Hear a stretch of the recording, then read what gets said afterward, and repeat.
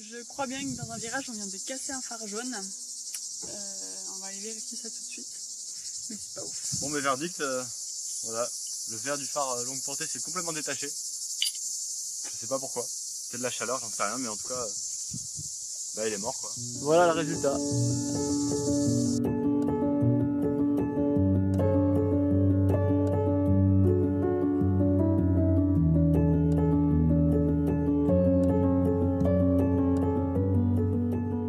Après ce léger incident technique, nous prenons la route vers la ville fortifiée de Monemvasia.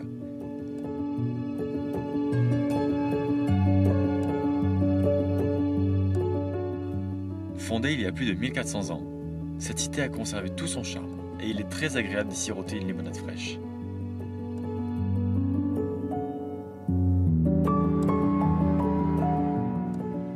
Perché à flanc de falaise, la vue sur la mer est superbe, digne d'une véritable carte postale.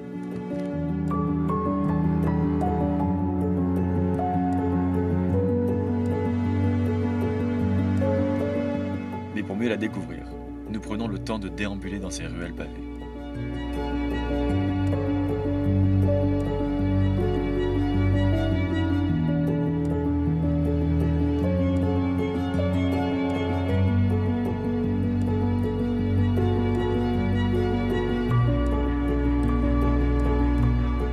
Il est à présent temps de nous diriger vers un endroit essentiel à notre voyage, la laverie.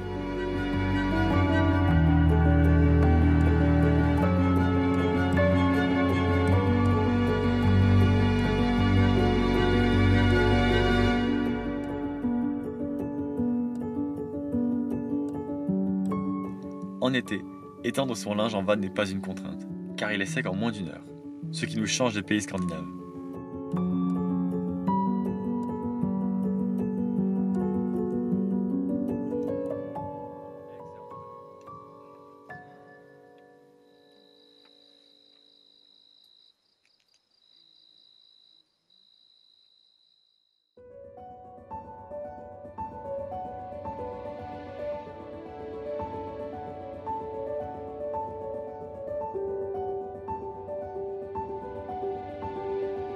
Bon, dans le van, tout le monde est prêt. On va t'emmener voir un site archéologique aujourd'hui. Je pense que ça va être très intéressant. Il est 8h30 du matin. On se lève assez tôt parce qu'il va faire très chaud. Donc pour avoir la fraîcheur du matin, il faut se lever tôt.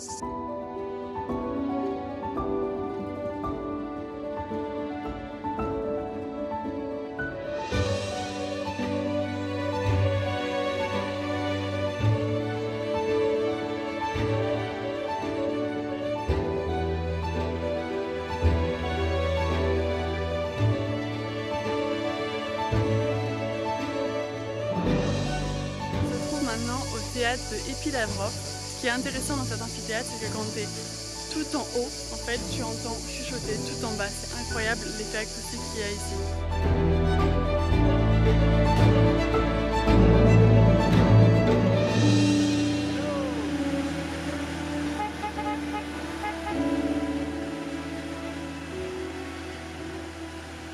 Me dis, vas-y.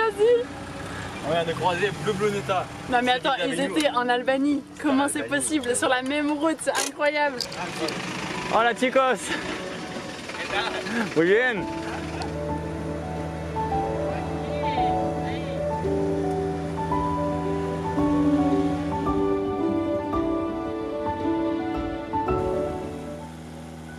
Contre la surchauffe en été, il n'y a qu'une solution. Oh là là. Oh putain. Oh là là. Avec le vent en plus. Ah, tu passes. Oh, mais c'est trop. Oh là là. Ah ouais. Ah ouais, non. Ah j'avoue.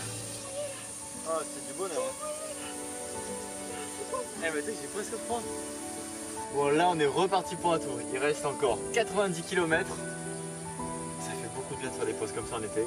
Surtout que là il fait 45 degrés donc c'est important de bien réguler la température.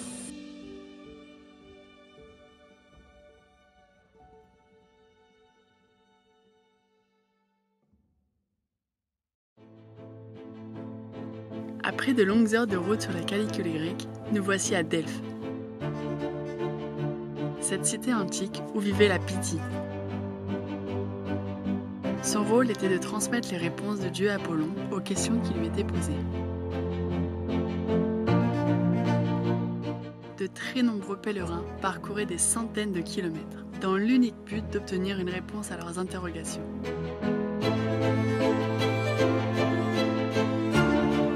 La cité possède un théâtre, un stade et de nombreux bâtiments aujourd'hui en ruine.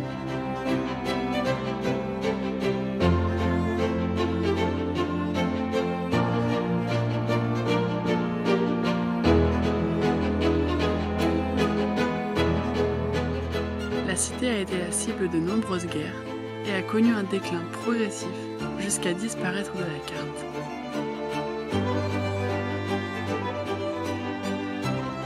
Ce n'est qu'en 1892 que ces ruines ont été mises à jour par l'école française d'Athènes.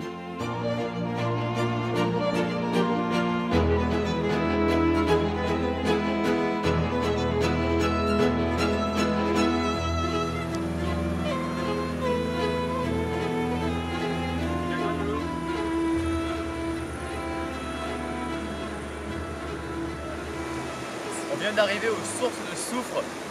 On a roulé un peu de nuit parce qu'il fait trop chaud et l'eau est à presque 40 degrés, donc ce serait impossible de se baigner en pleine journée. Donc là il est 23h30 minuit, je sais pas, et on va aller se baigner. Apparemment elle est chaude, alors on va voir. Ah ouais, elle est très chaude. Oh putain. Ah oui, c'est impossible en pleine journée, impossible. Je vais pas rester longtemps.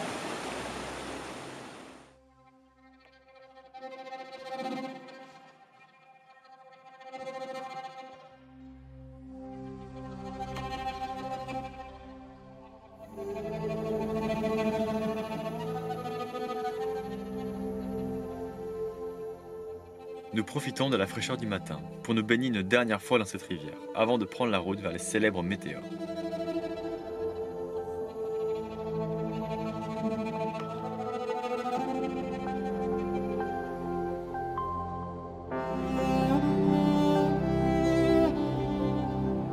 Si cette région est si connue, c'est non seulement pour ses falaises vertigineuses, mais surtout pour les monastères qui ont été construits à leur sommet, par des moines qui cherchaient à y être en paix, loin des guerres.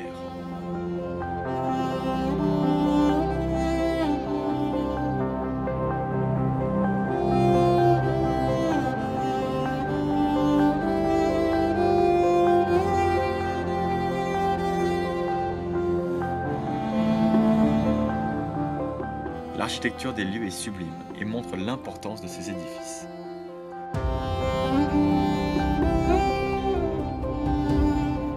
On est en train de visiter les monastères au Météore et attention les filles, ils n'acceptent pas, c'est pas légal d'avoir un pantalon pour les filles, ou short. Ils veulent des robes ou des jupes, même des mini-jupes, c'est pas grave, ce qui est un peu étrange.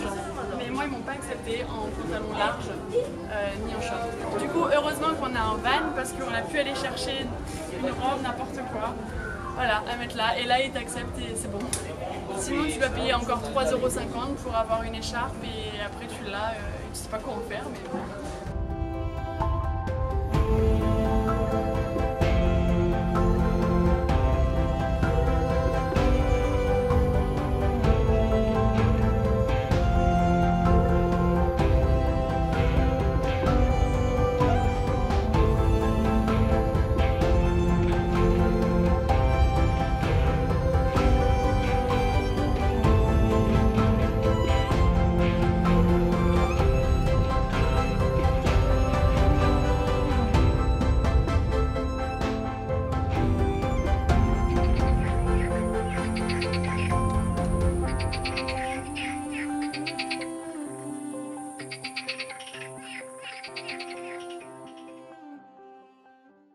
Mission réussie, on a récupéré notre colis.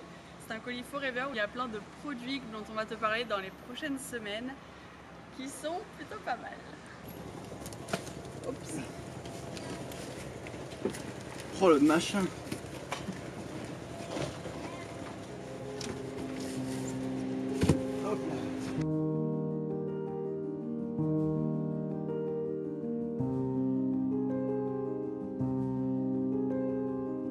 Après avoir fait le plein d'essence, on s'arrête pour un nouveau stop. C'est le stop Pita et c'est le meilleur stop du moment. Selfie bébé. Le loup. Alors là, il va s'élever.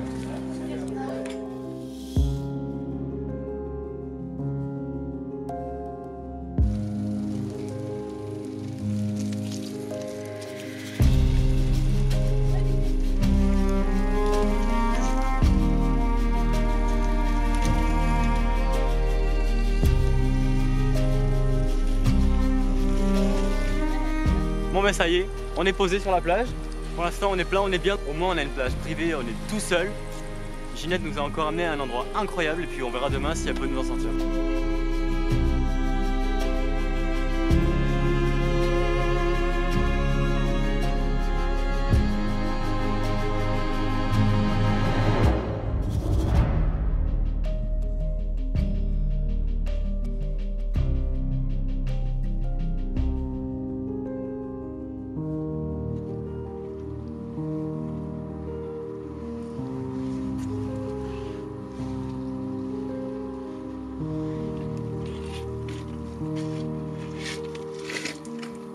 Après une bonne nuit de sommeil, il est temps de quitter cette plage. Et évidemment, cela ne se passe pas si facilement. Le camion refuse de s'extraire du sable. Nous avons oublié que Ginette n'est pas un 4x4. Après avoir creusé pendant plus de 3 heures, nous commençons à perdre espoir. Et jouons alors notre dernière carte. On va installer un treuil sur le camion, tu vas voir. C'est nécessaire avec nous, hein. Putain, c'est clair. Avec des idées à la con comme ça là. C'est vraiment n'importe quoi. Oh putain, yes! Oh putain, c'est bon ça! Il y a un truc. Bon, finalement, on s'en est pas sorti par nous-mêmes. C'était prévisible. Mais bon, c'est quand même un peu entêté. Au final, les cales n'accrochaient pas, les plaques n'accrochaient pas. Donc on est remonté au niveau de la route principale et il y a un gars avec sa Jeep qui nous a sorti en quoi, 5 minutes. C'était temps de mettre la corde et il nous a sorti.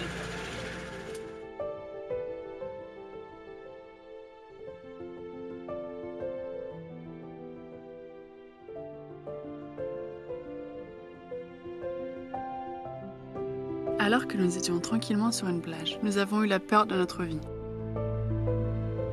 Shelby s'est fait écraser par une voiture sous laquelle il se reposait. Nous l'avons immédiatement conduit chez le vétérinaire, qui l'a ausculté et par chance, il n'a rien vu de grave. Il va seulement lui falloir du repos, car son muscle est partiellement mâché. Pauvre Shelby. C'est à ce moment-là que nous réalisons que c'est une énorme responsabilité de garder ce petit chien, et à quel point il fait partie de notre famille. Aujourd'hui est un jour spécial.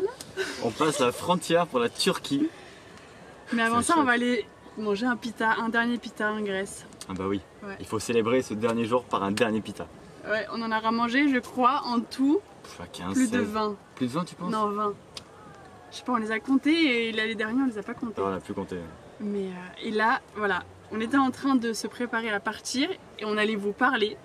Et il y a une dame qui vient de Turquie avec son mari et qui nous amène des tomates, des concombres, des poivrons de son jardin, juste pour nous l'offrir, quoi. C'est incroyable. Elle nous a dit si vous avez besoin de quoi que ce soit, elle est d'Istanbul donc. Si vous avez besoin de quoi que ce soit à Istanbul et tout, ben, appelez-moi. Elle nous a donné plein de points à aller voir. Enfin, c'est. Mais ça incroyable. commence trop bien la Turquie là. Ah mais c'est J'ai incroyable. trop hâte d'y aller. On n'est même pas encore en Turquie qu'on a déjà l'accueil turc. C'est trop bien. Ça va être incroyable comme pays, franchement. Bon, on va sur le pita ou pas? On va sur le pita. On va sur le pita. C'est le dernier, il va falloir vraiment le déguster là. C'est clair. Allez, c'est parti.